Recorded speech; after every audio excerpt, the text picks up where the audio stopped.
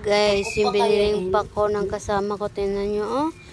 Hindi na siya magulay kasi matatanda na. Ano ba yan? Bininta pa? Tapos mahal-mahal? 70 daw? My God. Di naman ganito yung pako. Alam ko naman yung pako kung ano. Yan, ano na yan eh. Di na namin yung kinuha pa ganyan, kalalapad. Konti lang ang naano dyan na kuha. Lahat na yung ganyan, oh. Tinan niyo, oh. Pangit. Ba talaga? Para lang may benta, no?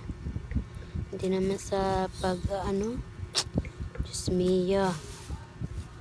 Sunod, wag ka na magpili ng pako. Di ka marunong magtingin ng pako. Oh, tinan nyo, oh, lapad. O, diba? Bye-bye.